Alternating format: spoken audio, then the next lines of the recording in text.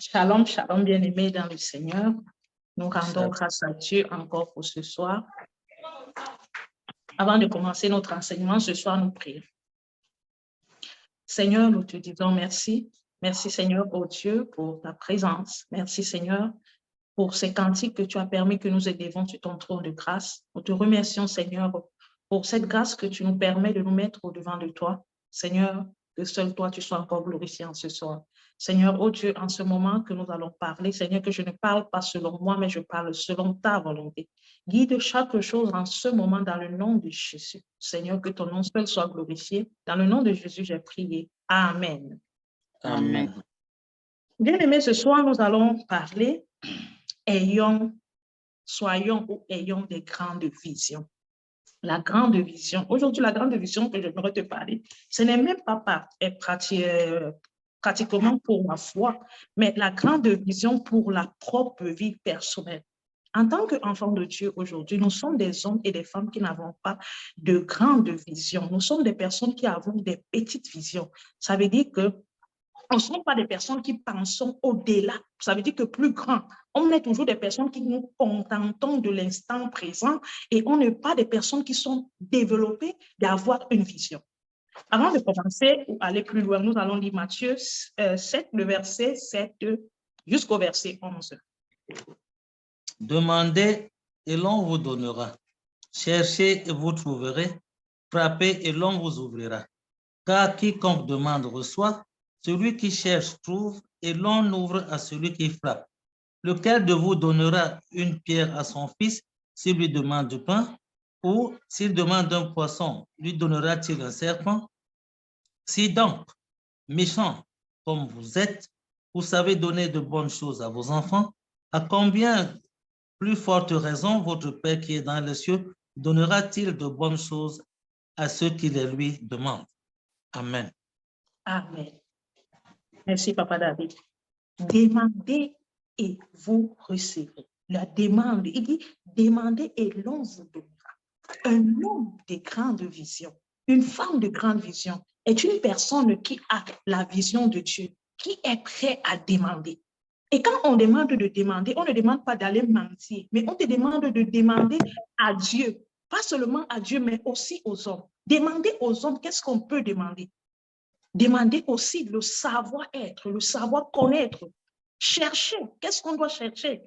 Chercher à apprendre, chercher à se développer. Nous, en tant qu'enfants de Dieu aujourd'hui, nous n'avons pas de grande vision. Pourquoi? Parce qu'il y a des chrétiens qui vont te dire, moi, je ne demande rien à personne. Je me suffis. Voilà pourquoi on n'a pas de grande vision. Je ne demande pas. Je me suffis.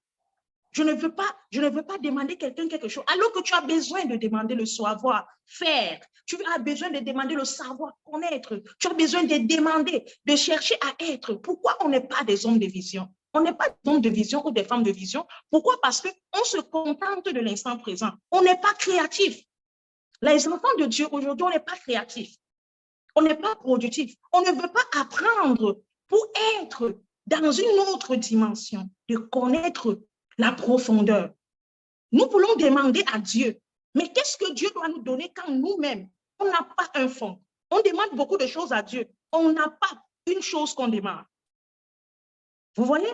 Demandez et vous recevez. Je demande de l'eau, mais si on me donne cette eau, qu'est-ce que j'en ferai? Je boirai et ça va finir. Et demain, je vais encore demander cette eau. Alors que si je demande de l'eau à Dieu, dans cette eau, j'ai un projet. Si Dieu me donne l'eau, je vais rendre cette eau, peut-être en jus. Peut-être ce jus, ça va me permettre d'aller vendre. Ça va me permettre que je n'ai plus besoin de demander à Dieu tous les jours. Je vais multiplier l'eau qu'il m'a donnée et lui rapporter. Et nous avons vu ça dans les talents. Les enfants de Dieu aujourd'hui, on n'a pas de vision. Nous ne sommes pas des hommes et des femmes de grande vision. Parce qu'on est habitué de quémander à Dieu. Parce qu'on confond demander et quémander. Demander, c'est amener, j'ai un objectif. Mon objectif, c'est lequel? J'ai besoin que Dieu fasse. Mais Dieu nous a déjà donné l'eau. Dieu nous a déjà donné des plantes. Dieu nous a déjà donné la terre. Mais si la terre que Dieu m'a donnée, je ne sais pas la transformer, elle va rester simplement une terre. Un homme de grande vision est un homme qui amène des constructions. Un homme de grande vision, c'est un homme qui veut transformer la chose qu'il a reçue. Même Dieu est fatigué de nous donner. Pourquoi? Parce qu'il sait qu'à force de nous donner, à force qu'il met ou il donne des choses à nous, on ne fait rien de bon avec. Il t'a donné la terre. Est-ce que tu as déjà rendu cette terre un jardin pour cultiver? On a des terres, mais on ne les cultive pas. On a la terre, on ne sait pas que si on pétrit cette terre, on va avoir un parpaing, ou c'est une brique, je ne sais pas si c'est comme ça qu'on dit ça. On peut avoir des carreaux, on peut créer quelque chose avec cette terre. On peut rendre notre terre un jardin où on va s'aimer une plante et qu'on va se nourrir demain. Dieu nous donne la terre, on mange la terre qu'on a et demain on recommence à quémander. Les hommes qui n'ont pas de vision, c'est comme ça qu'ils réagissent. Mais j'aimerais dire en tant qu'enfant de Dieu ce soir, nous devons être des personnes qui ont des grandes visions.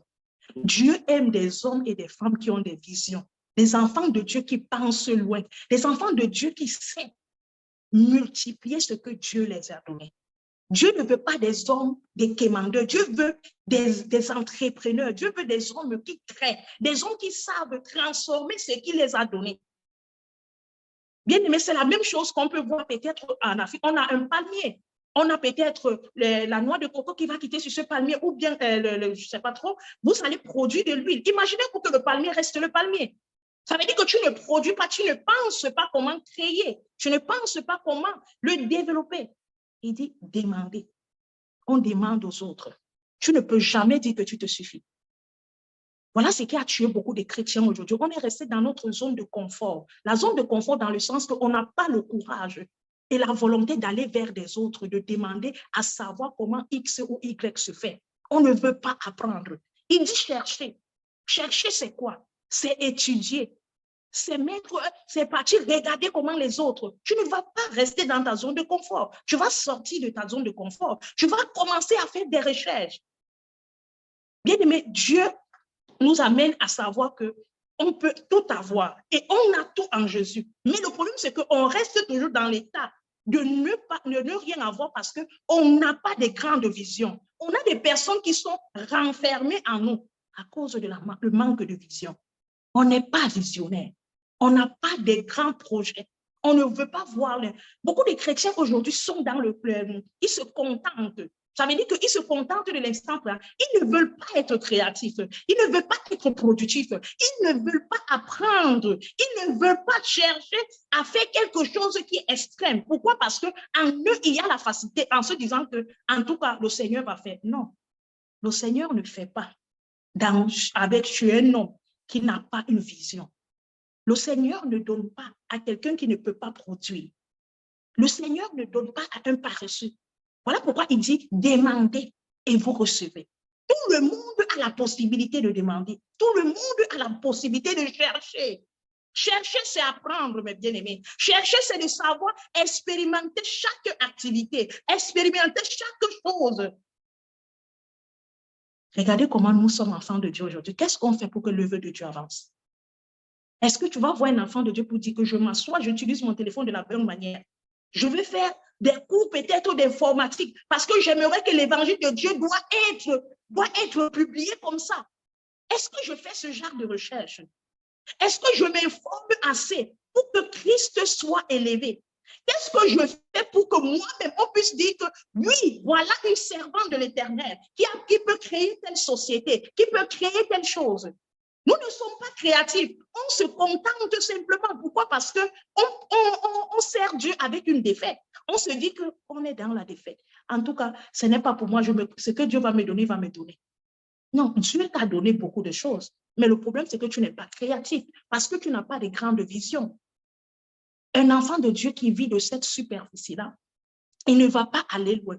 Il faut que le chrétien, ou en tant que chrétien, nous sortons de nos zones de confort. Nous sortons de la paresse. Nous sortons dans ce genre de dire que je vais gêner, je vais prier et Dieu va me donner. Non, Dieu t'a déjà donné, mais il veut que tu mettes en pratique ce qu'il t'a donné.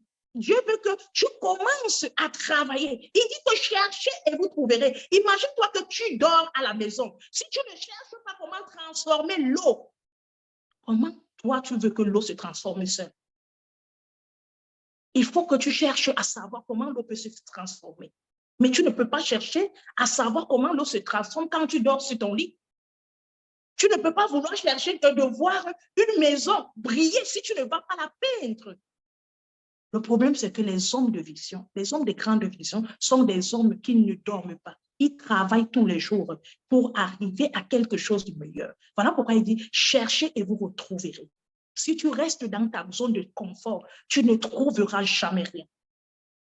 Le chrétien doit penser que je peux aussi être un modèle à la société. Je peux aussi avoir une société. Pourquoi le chrétien doit toujours être celui qui est toujours en train de dépendre des autres? Pourquoi le chrétien ne peut pas aussi penser que moi aussi je peux? Les autres peuvent dépendre de moi. Les autres peuvent avoir un travail au travers de moi. Les autres peuvent aussi apprendre de moi.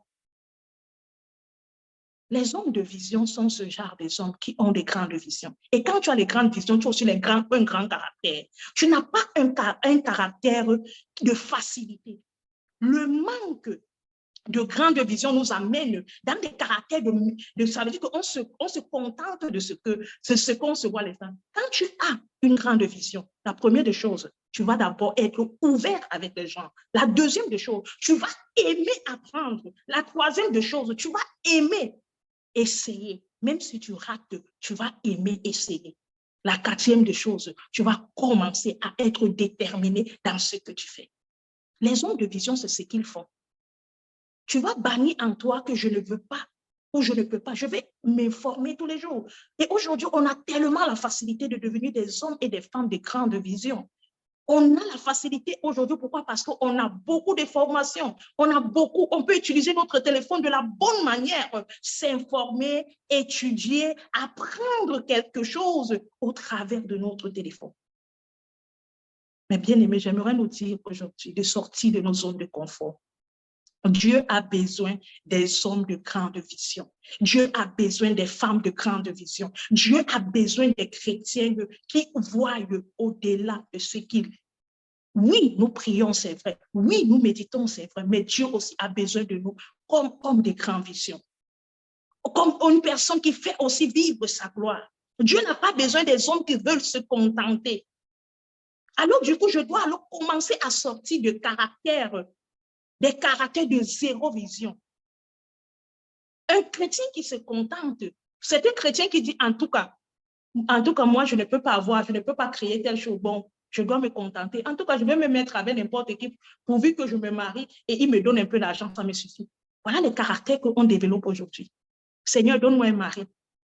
Sa vision, c'est que Seigneur, donne-moi un mari, il puisse avoir de l'argent, ou donne-moi un homme, une femme qui puisse avoir de l'argent, ça me suffit. Voilà, on se contente simplement. On veut simplement se contenter l'instant présent. Mais la vision que toi et moi, on peut avoir, c'est quoi? C'est être visionnaire. Qu'est-ce que j'aimerais être demain? Parce que si tu n'as pas de vision en toi, Dieu ne peut pas te donner ce que tu n'as pas. Dieu ne peut pas te donner ce que tu n'as pas. Et quand on a une vision, on a aussi un sacrifice qu'on fait dedans. Ça veut dire que tu ne peux pas dire, je veux construire une maison et tu te dors sur ton lit. Non, tu vas travailler tous les jours pour construire cette maison. Tu vas travailler tous les jours pour avoir du sable pour cette maison. Tu vas travailler tous les jours pour avoir X ou Y pour cette maison. Il faut que nous ayons des grandes visions. Mais il y a des gens qui vont te dire, même pour construire la maison, ils te disent que ce n'est pas pour moi. Les autres peuvent le faire. Moi, je ne peux pas parce que moi, je n'ai même pas la chance là. Dieu te donne même les opportunités. Dieu te donne. Est-ce que tu es ouvert avec les gens? Bien aimé, vous savez, Dieu nous dit quelque chose dans sa parole qui est pertinent. Aime ton prochain comme toi-même. Vous savez pourquoi Dieu nous dit aimer son prochain comme soi-même? Parce que c'est grâce à ce prochain que toi et moi, on peut apprendre. Mais si tu te dis que je ne peux apprendre de personne, c'est à qui tu vas demander? Tu vas demander à Dieu, mais Dieu va utiliser quelqu'un pour qu'il te bénisse. Mais si toi, tu es déjà renfermé, comment la personne va te bénir? Comment la personne va te bénir? Si tu ne veux pas aller apprendre, si tu ne veux pas chercher à développer des connaissances, tu n'as pas besoin simplement de faire des choses que tu connais. Tu as besoin de faire aussi des choses qui peuvent t'aider, même à servir Dieu. Je vais vous prendre mon cas, par exemple. J'ai fait une formation d'informatique. Moi, je n'ai jamais fait d'informatique. Vous voyez souvent, peut-être le matin, je fais passer des vidéos, des messages. Je disais, Seigneur, aide-moi, j'aimerais apprendre à monter une vidéo. J'aimerais apprendre comment on peut monter une publication de façon que ça va être pour ton œuvre. Bien aimé, moi, je ne suis pas allée voir un infographe. Je ne suis pas. J'ai prié Dieu. J'avais tellement cette soif à moi. J'ai commencé à monter des images. Je montais, je ratais. Je montais, je ratais. J'ai fait ça comme ça pendant 1 an. Je cherchais des applications. Je prenais des cours sur YouTube. Je me mettais toute la journée. Pourquoi? Parce que je voulais que l'œuvre de Dieu va. Et tous les jours, c'est ce que je fais. Je veux que l'œuvre de Dieu va plus de l'avant. Pourquoi? Je dois avoir une vision. Chaque enfant de Dieu, Dieu veut qu'il ait une vision. Ta vision, c'est quoi? Il y a des gens, des chrétiens qui n'ont pas de vision. Il veut que Dieu lui donne le million. Mais si Dieu te donne 1 million, que tu ne sais pas où l'investir, tu ne sais pas comment le gérer, tu ne sais même pas comment l'économiser, pourquoi Dieu doit te donner? Beaucoup de gens vont dire souvent, demandez, vous recevrez. On demande, c'est vrai. Est-ce que, pourquoi on ne reçoit pas? C'est là-bas où il y a le gros problème. On ne mérite pas de recevoir. Parce qu'on ne peut pas recevoir ce qu'on ne peut pas. On ne peut pas construire. On ne peut pas investir. Voilà pourquoi nous sommes privés de beaucoup de bénédictions, mes bien-aimés. Il y a un que tu dois briser en toi. Je n'aime pas demander aux gens. Un enfant de Dieu qui a des visions doit enlever ceci. Il faut demander à Dieu et demander aux autres. 2, chercher à apprendre, chercher à écouter, chercher à faire. Ça veut dire que expérimenter. Non, moi, je n'aime pas chercher ceci. Non, tu dois apprendre. Chercher ce qu'on dit, que même si tu es comment, même si tu es où, apprends. Aie la volonté de découvrir des choses. Aie la volonté de t'intégrer. Apprends, même si ce n'est pas pour toi-même. Apprends au moins ce pour dire que je veux le faire. Parce que j'aimerais que la société change. Tous les jours, on est en train de se lamenter. La société est comme ça. La société est comme ça. Mais toi-même, tu es un homme sans vision. Qu'est-ce que tu fais pour que la société change? C'est le raisonnement que beaucoup de chrétiens n'ont pas aujourd'hui. Qu'est-ce que nous, on fait pour l'amélioration de la société? Qu'est-ce qu'on fait pour que l'œuvre de Dieu doit être vue d'une autre manière? Qu'est-ce qu'on fait pour que dans l'Église, tellement des hommes et des femmes qui sont dans le chômage doivent être demain? On a des idées, ça c'est une chose. Mais est-ce qu'on a la détermination de nos idées? L'homme qui demande, c'est parce qu'il a besoin de réaliser quelque chose. Mais toi, tu demandes simplement pour te contenter. Tu n'es pas en train de demander, tu es en train de quémander. C'est 2 choses différentes.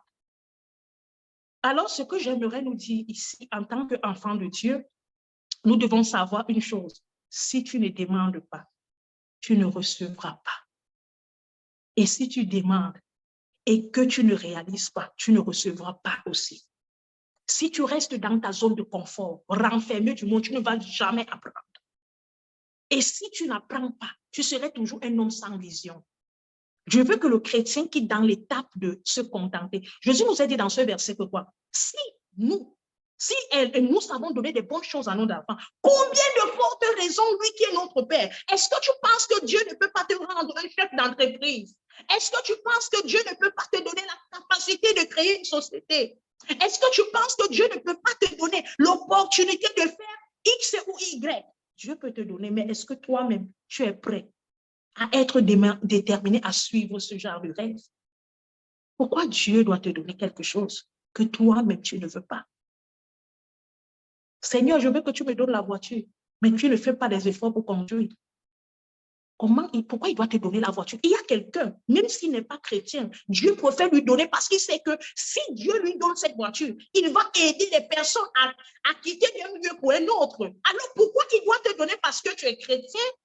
Et il refuse à celui-là qui est disponible à aider les personnes de quitter un lieu pour un autre. Bien aimé, quand Dieu nous parle de la sagesse et de l'intelligence, il nous a donné. Mais si cette sagesse intelligente est simplement pour garder dans notre zone de confort et qu'on ne peut pas créer, que ça soit un briquet, que ça soit peut-être un plat et autres, à quoi sert cette sagesse qu'il doit te donner?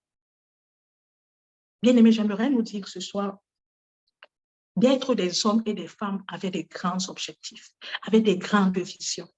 Venir à la maison de Dieu. Et c'est là que Dieu bénit la vision qu'on a. Dieu ne bénit pas les mains vides. Dieu ne bénit pas les paresseux. Dieu ne bénit pas les hommes qui ne veulent pas propager quelque chose de grave. Dieu ne bénit pas les hommes qui pensent seulement à eux. mais pas aux autres. Les hommes qui ne veulent pas améliorer le monde qu'il a créé, le monde aussi que nous voyons, il a été créé par Dieu. Et Dieu a donné à chacun de nous une place au-delà de toutes choses. Il va falloir que tu commences à bannir la mauvaise mentalité, le mauvais comportement. Tu commences à abandonner ou à renoncer à la facilité. Quand nous avons des grandes visions, nous ne devons pas être amis de la mauvaise mentalité, de la mauvaise pensée. On doit être des personnes qui sont ouvertes, prêts à écouter, prêts à apprendre, prêts à regarder comment font les autres et améliorer et amener, de faire quelque chose, prêts à aller découvrir comment ça se passe quelque part, apprendre ce qui se passe et amener pour que ça soit utile, pas seulement dans l'œuvre de Dieu, même dans ton entourage. Vous savez, il y a le manque de développement même dans nos familles, parce que nous, on n'a pas de grandes visions. La vision qui est là, c'est que si j'ai aujourd'hui, ça me suffit. Mais qu'est-ce que ça va aider aujourd'hui? Si Joseph pensait comme ça, là, c'est qu'en Égypte, quand il est devenu, il ne pensait plus à d'autres personnes. Il se contentait de lui et sa famille. Et le reste, il s'aboutait. Il n'allait même pas prendre la responsabilité de gérer tout un pays. Mais Joseph, avec le poste qu'il a eu, tout le monde aussi connaissait le Dieu qu'il pouvait avoir. Mes frères et mes sœurs, j'aimerais nous parler de la grande vision. Arrêtons des visions, des petites visions. Arrêtons des petites visions qui nous amènent dans une vie de se contenter. Je me contente. Je commence à avoir des comportements d'impudicité. Comment tu veux avoir des grandes visions et tu as les habitudes de l'impudicité? Tu veux aller où avec une grande vie, avec les comportements d'une petite vie? Non. Un homme de grande vision pense aux choses grandes. Il n'a pas le temps de se contenter de l'impudicité. En tout cas, je vais exploiter 2, 3 hommes. Je vais avoir l'argent. Ça va me permettre de vivre. Je vais survivre tous les jours comme ça. Une personne qui a une grande vision, c'est une personne qui n'a pas le temps de courir derrière un homme pour se contenter d'avoir 2, 3 choses. Une personne qui a une grande vision, c'est une personne qui a décidé de projeter quelque chose. Il va se concentrer plutôt à étudier. Il va se concentrer plutôt à apprendre. Il va se concentrer à faire peut-être une formation. Il va se contenter à côtoyer les personnes qui sont dans ce domaine-là, même si il ne connaît, même s'il n'a pas de connaissance. L'effet déjà qu'il voit quelqu'un qui fait ça, il se rapproche de la personne pour qu'il apprenne. Et c'est ça qui nous tue beaucoup de chrétiens aujourd'hui. On n'a pas l'habitude de se rapprocher des autres pour apprendre et pour créer quelque chose. Le refus d'apprendre, c'est ça qui nous crée le gros souci, mes frères. Voilà pourquoi on demande, mais on ne reçoit pas. On cherche, mais on ne trouve pas.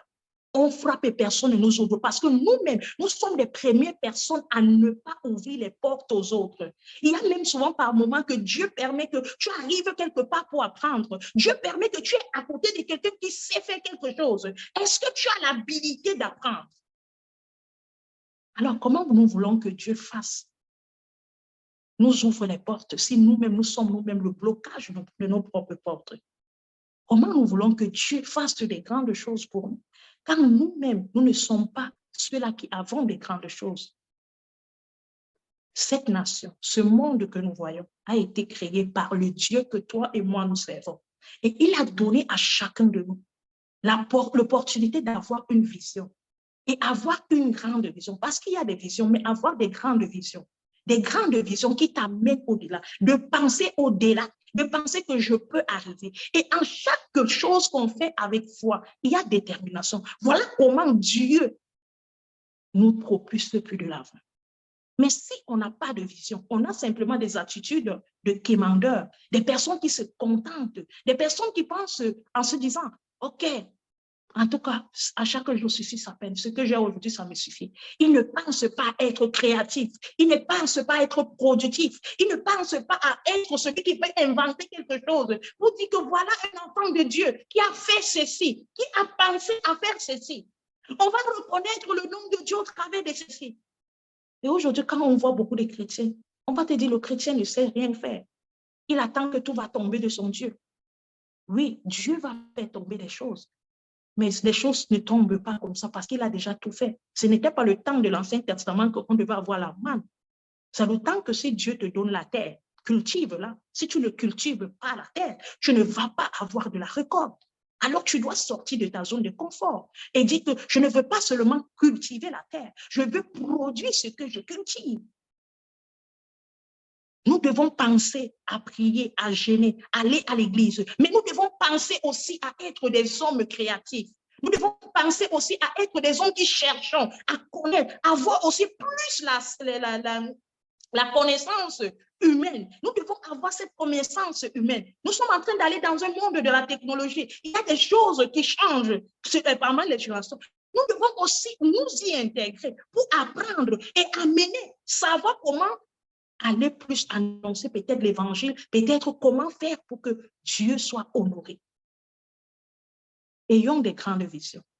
Lisons le psaume 5, le psaume 2, je pense, le psaume 2, le verset 8, s'il vous plaît.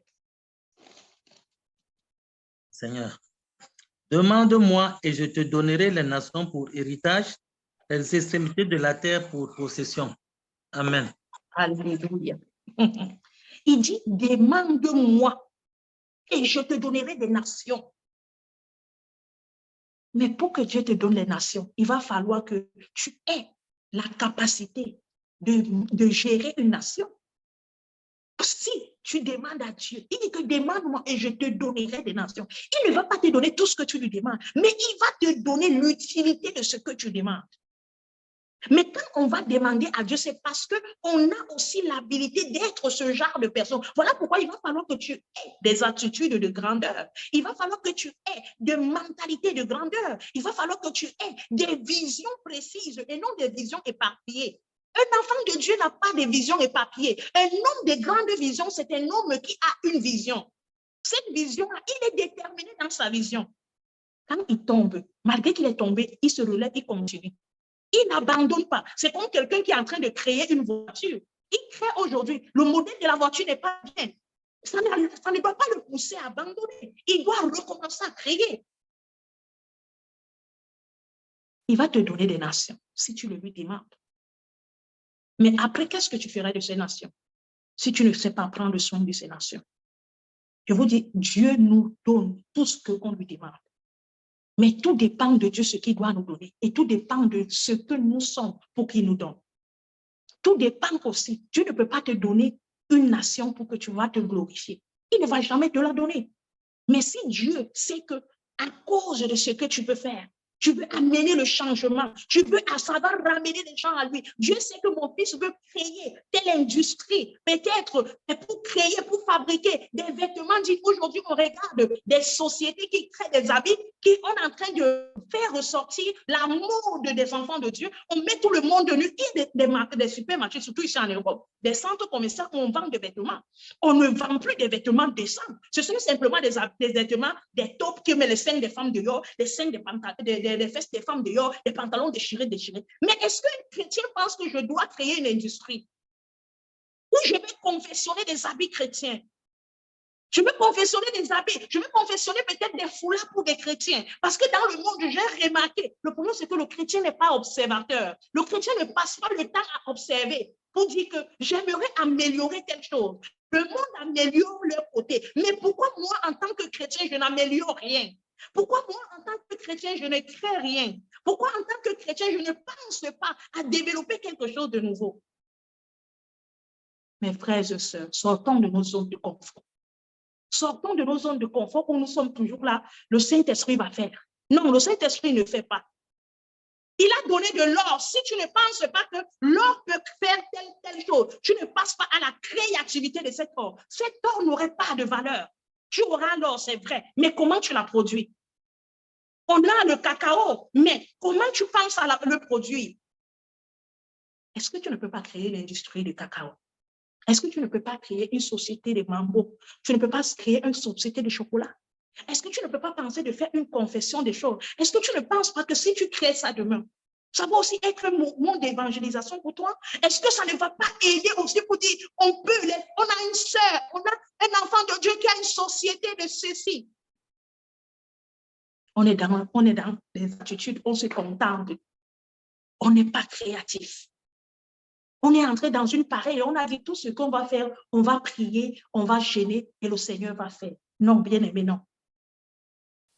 Le Seigneur a déjà fait. Voilà pourquoi j'aime quand nous lisons Genèse. Écoutons bien quand nous lisons Genèse.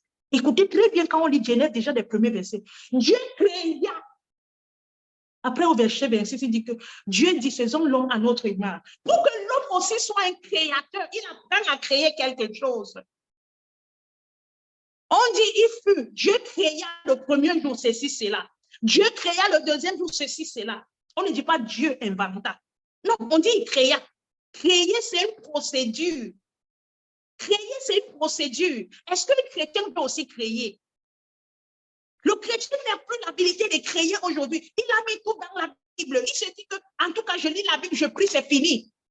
Tu peux aussi nous créer des nouvelles Bibles. Tu peux aussi nous aider à créer des nouvelles choses dans l'Église. Quelque chose qui peut propager l'évangile de Dieu. Est-ce que tu penses à créer? Soyons des hommes de grande vision, mes bien-aimés. Hier, vous savez, le frère qui parlait, s'il nous comparait avec le frère maçon, ça me faisait trop rire. Pourquoi? Parce que nous avons déjà tous les instruments, mais nous n'avons pas la volonté ou la capacité de créer. Alors, ce que j'aimerais nous dire en tant qu'enfants de Dieu, Dieu veut que nous prions. Dieu veut que nous lisons la Bible. Mais Dieu veut précisément que nous soyons des hommes qui créent. Des hommes qui voulons aller au-delà. Moi, je vous dis, je prends souvent l'exemple qu'on a vu comment nos parents ont construit. Peut-être, on a trouvé peut-être la foi. Nos grands-pères servaient Dieu de telle manière. Les générations changent. Je pense qu'à chacune des générations, on ne vient pas améliorer, mais on vient avec quelque chose de nouveau. Il faut que le chrétien doit aimer apprendre. Il doit aimer à penser, à construire. Il doit aimer à être créatif. On trouve quelque chose typiquement marde, c'est la marde, je ne sais pas comment on dit ça, marde, création telle. Dieu veut se glorifier dans ta création. Dieu veut se glorifier dans la création de quelque chose. Mais si tu n'ouvres, si tu ne cherches pas, tu ne peux pas trouver. Si tu passes ton temps à dormir, si tu passes ton temps à la facilité, si tu passes ton temps à te contenter, comment tu vas trouver? Il dit cherchez et vous trouverez. Et pour chercher, ce n'est pas qu'on se réveille le matin, on sort en haut, ça veut dire qu'on a cherché. Chercher a besoin de sacrifice, c'est bien aimé. Quand on cherche quelque chose, on peut chercher quelque chose peut-être après 10 ans. C'est à l'année 11 qu'on va trouver. Hein? Ce n'est pas que tu te lèves aujourd'hui, tu as cherché un peu, tu dis qu'en tout cas, j'ai cherché, je n'ai pas trouvé. Bon, c'est bon comme ça, je ne cherche plus. Non. Chercher a besoin de la patience. Voilà pourquoi il faut des fruits de l'esprit. Chercher a besoin de la patience. Chercher a besoin d'un encouragement. Chercher a besoin d'une manière d'apprendre. Chercher a besoin d'être prêt à écouter les autres, voir comment font les autres. Chercher a besoin de se déplacer. Nous, je prends souvent l'exemple, nous qui sommes en Europe, nous devons sortir des zones de confort. Si Dieu t'a amené en Europe, ce n'est pas un hasard. C'est pour sa volonté. C'est sa volonté. Mais est-ce qu'il t'a amené pour que tu sois dans la zone de confort? Il t'a amené parce qu'il t'a mis des choses, il t'a donné la possibilité de vivre des choses. Va, approche-toi vers ces personnes. Fais. Vois comment ils font. Moi, je dis toujours que tricher de la bonne manière n'est pas une mauvaise tricherie. Hein. Si je vais quelque part, je vois comment les autres font et que je me mets à regarder, à apprendre, ce n'est pas une mauvaise chose. Je peux le développer demain d'une autre manière. Peut-être la personne est en train de mettre dans un récipient un verre d'eau. Mais moi, je veux venir, je vais mettre un verre d'eau et demi. Avec, je vais mettre un peu de sucre et ceci. Ça va donner quelque chose de plus créatif. On a la capacité de créer, mais on n'a pas la volonté. On a la capacité d'aller loin, mais on n'est pas déterminé. On a la capacité de faire des grandes choses, mais on n'est même pas nous-mêmes sérieux de ce qu'on veut. Alors, ne dit pas que Dieu ne peut pas te donner. Il dit, il a tout donné. Il nous a tout donné. C'est nous qui ne savons pas nous en procurer. Dieu a tout donné. Quand il a créé le monde, il a tout donné. Mais est-ce que nous, on sait s'en procurer? Est-ce qu'on a même la volonté de s'en procurer? Voilà pourquoi la Bible dit l'humilité précède la gloire.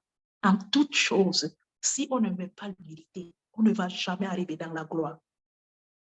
Pour chercher, tu vas trouver, il va falloir que tu sois humble. Pour demander, il va falloir que tu sois humble. Pour frapper, il va falloir que tu sois humble.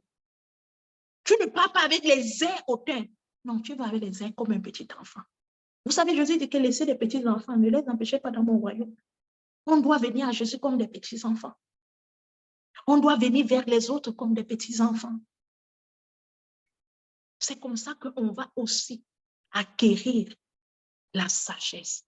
On va acquérir des connaissances. On va acquérir beaucoup de choses. Mais moi, je dis toujours que faire beaucoup de formations, apprendre beaucoup de choses n'est pas un péché. Si tu ne veux pas apprendre ça, c'est ton problème. Mais moi, je te dis, ce n'est pas un péché. Si tu as l'opportunité, apprends. Ça ne te sert pas à toi, ça doit servir. Aucune création que nous faisons est pour nous servir. Hein. C'est pour servir aux autres. C'est pour servir aux autres. Quand Dieu créa le monde, il ne créait pas pour lui, il créait pour toi et moi. S'il n'avait pas créé ce monde, c'est que toi et moi, on n'a même pas dans ce monde. Si Dieu ne créait pas ce jardin, si Dieu ne créait pas les fleurs, si Dieu ne créait pas les montagnes qu'aujourd'hui on va visiter, on va dans les rivières, les mers pour nager, ça veut dire qu'on ne devait pas trouver tout ça. Si Dieu a créé, c'est parce que on a aussi la possibilité de créer. Hein? Mais tu as le téléphone. Aujourd'hui, on a la facilité d'apprendre des choses sur Internet. Mais toi, ton téléphone, ça te sert de te mettre là, regarder les vidéos. Est-ce que tu as pensé que moi, je vais aussi créer le contenu vidéo pour que le monde voie ce que Jésus peut faire? Est-ce que je peux aussi créer un contenu qui peut édifier les personnes, même si ce n'est pas dans cette génération? Même après 10 ans, ça va les édifier.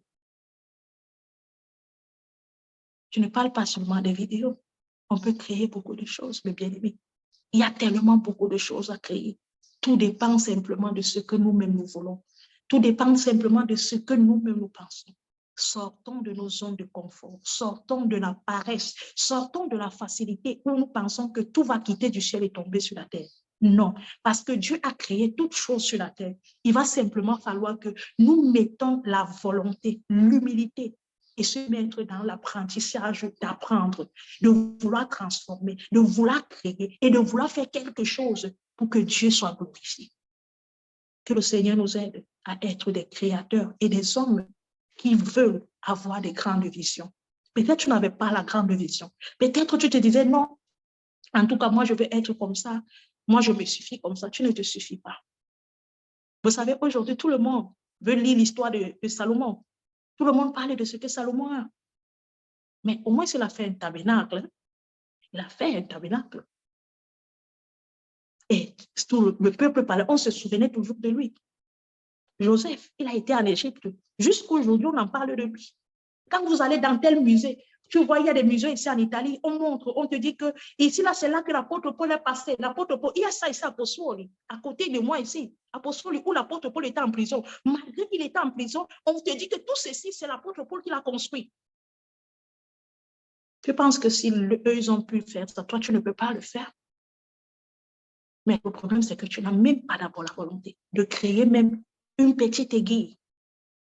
Tu ne veux pas être ouvert avec les autres. Tu ne veux même pas être humble pour demander. Tu ne veux même pas être vigilant pour observer. Le problème, c'est que le chrétien ne veut même pas être vigilant. Tout chez lui, c'est le Saint-Esprit. Le Saint-Esprit ne nous rend pas aveugles, hein? Il ne nous rend pas fermés. Hein? Le Saint-Esprit nous donne un esprit de liberté où nous devons être vigilants, attentifs, prêts à essayer. Un homme de vision, c'est ce qu'il fait. Une femme de vision, c'est ce qu'il fait. Maintenant, quand tu as ta vision, amène à Dieu, prie.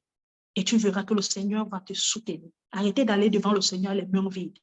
Seigneur, je te prie que tu me donnes un mari. Donne-moi un gros mari. Donne-moi une grosse femme. Mais tu ne peux pas gérer le foyer. Ça, c'est une entreprise. Est-ce que tu veux être un modèle pour d'autres femmes, les femmes de ta génération? Est-ce que tu veux être le coach de plusieurs femmes? Est-ce que tu peux être ce genre de coach? Le coach aussi des autres femmes que les femmes. Ça veut dire qu'on va t'inviter, on dit que voilà la sœur, elle est le modèle de plusieurs générations. Est-ce qu'on peut aussi venir te consulter pour te prendre comme modèle? C'est tout ça là, ce sont des créativités. Mais toi, tu veux le mari simplement pour dire, en tout cas, je suis mariée, c'est fini, les gens doivent dire que je suis mariée, ça me suffit. Ton mariage ne sert même pas pour un témoignage. Ton mariage ne sert même pas pour une créativité. Bien-aimés, soyons des hommes de grande vision, des femmes de grande vision. et nous verrons la gloire de Dieu. Que le Seigneur vous bénisse. Amen. Amen, amen. Amen, amen. Vraiment, nous rendons gloire à Dieu pour sa parole encore ce soir. Seigneur, nous te rendons grâce, nous te bénissons, Père, de nous avoir encore édifié, Seigneur, ce soir. Merci, Seigneur, pour ta parole, Seigneur, qui a enseigné encore à chacun de nous. Père, nous te prions encore, Seigneur, ce soir, de nous donner, ô Éternel, notre Dieu, de ne pas être, Seigneur, de ceux-là, Seigneur, qui se suffisent, mais, Seigneur, de sortir, de chercher, comme tu le dis dans ta parole. Parce que tu le dis, Seigneur, cherchez et vous trouverez. Seigneur, nous t'en supplions encore, Seigneur, ce soir. Que cette parole, Seigneur, ne soit pas seulement écoutée, mais que nous la mettions en pratique, ô Éternel, notre Dieu, afin que ton œuvre, Seigneur, soit avancée. Père, bénis encore ta servante qui nous a encore amené ta parole ce soir. Continue, Seigneur, à l'utiliser et à impacter, Seigneur, sa génération dans le nom puissant de Jésus-Christ. Amen. Amen.